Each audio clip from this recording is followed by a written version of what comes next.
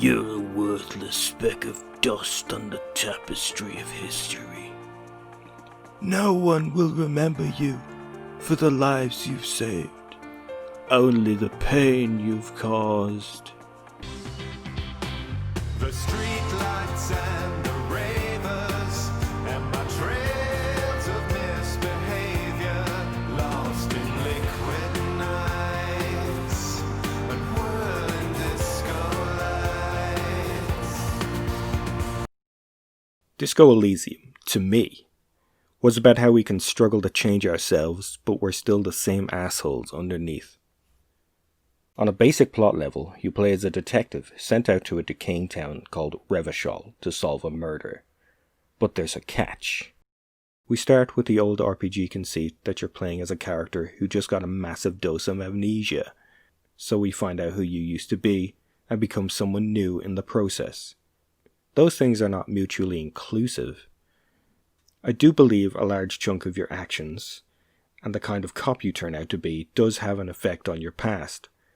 But generally, the way a lot of people treat you is predicated on a previous version of yourself. This is the entire core of Disco Elysium, large chunks of which could be completely bypassed, such as, if you never check yourself in the mirror in the hotel room, your character portrait remains blurred out for the entire game. Also in relation to the mirror, you have an obnoxious smile fixed on your face, and need to pass a very hard skill check to stop it from happening. This event also comes with the first experience of internalizing thoughts. I'll get back to that in a while. But going back to skill checks, this is an RPG in the purest sense, to the point where you see the results from dice rolls. I've often heard some bizarre derisive comments on this game saying it's not an RPG because there's no combat, or it's a reading simulator. To them I say, play some goddamn video games. What kind of trash RPGs are you playing with no story or combat alternatives? The Elder Scrolls isn't the bloody gold standard. Hello there. Good morning. What's going on with you? I saw some mud crabs by the water recently. I steered clear of them. Nasty creatures. But I hear their meat is rather tasty. Goodbye. Good day. Riveting. Over the years, the RPGs that endured the most effectively are the ones that focus less on combat and more on embracing you into its world. Planescape Torment stands as a very obvious influence on Disco Elysium, if Disco is a little satirical of it altogether. Even its direct successor, Torment Tides of Numenera, can go hours and hours with no combat sequences, though you still have opportunities to gain experience and level up. I said in earlier videos I didn't want to compare games to each other, but here we are! Disco Elysium is a hard game to discuss, alright? There are so many dissections out there and I'm trying to find something new to say here. The game progresses through conversations steered and determined by your skills. Skills which you can take a look at and be completely confused by what they represent. Even after finishing the game, I haven't quite figured out what some of them do, and in a way that stunted the kind of person I initially wanted to start moving towards. For example, I chose Inland Empire as my main skill at the start, which turned me into a paranoid wreck that assumed everything was a conspiracy to destroy me. As fun as it was, I had a distinct feeling my progress grinded to a halt, thanks to some skill selections I bungled. Towards the end of the game, I noticed a lot of skill checks I could make on certain people, some of which I never encountered, so there's no telling how differently the game would progress until you go hard in a different direction on a second playthrough.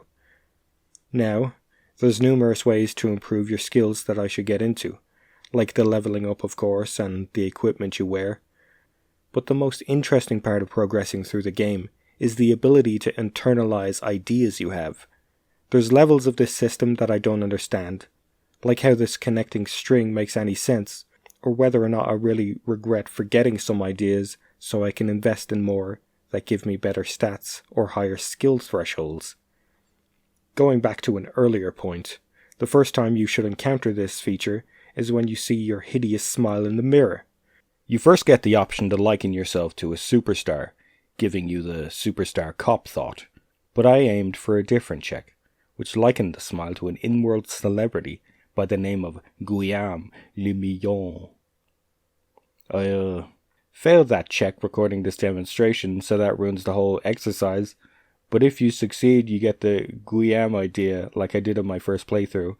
Alongside that, you also get the option to try and stop the smile. I never internalized that idea. And you know what? I never stopped that obnoxious smile either. I've seen footage of it, so I know it's goddamn possible, but how, goddamn it? You will encounter numerous ideas to internalize throughout the game. Weird, wonderful, political, and even completely useless ideas, all in the name of becoming a new man. There's also another aspect of thoughts that may have a possible effect on your old self, that is, your copo type.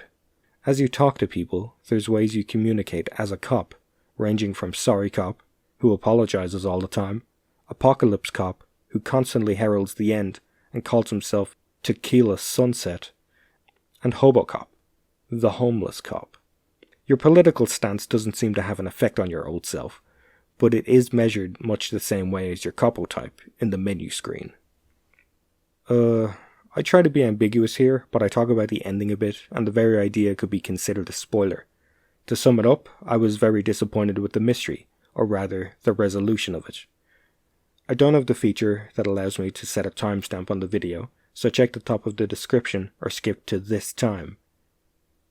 Now, call me crazy, but I believe a good fictional murder mystery would give you the pieces to figure it out yourself, yet in Disco Elysium, that's literally impossible. I wouldn't even call the culprit a character, but more of an aspect of the game itself, or one of the ideals presented.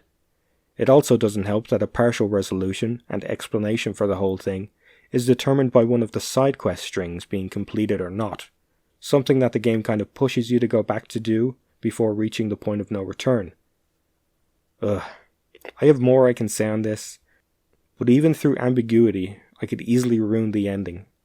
It's a good ride to get there, and the psychoanalysis you're given afterwards is the actual ending, but I wanted that mystery to hit the lowest goddamn bar, and it failed.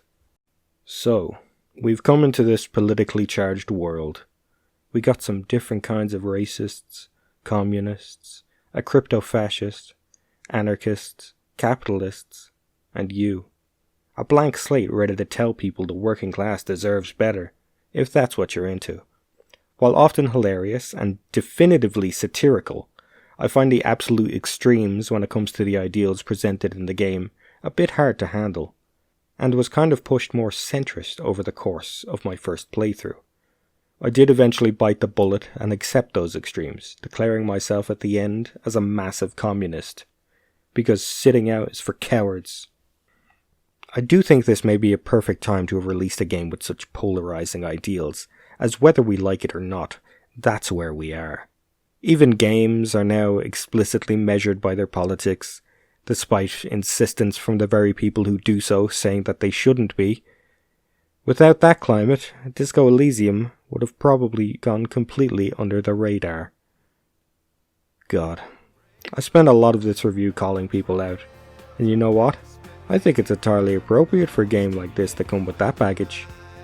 You will end up taking a side, and whatever person this cop used to be, he will end his journey as a political force, no matter if you take a side or not, because that's the reality we live in. But that's only a part of the message at the heart of this game.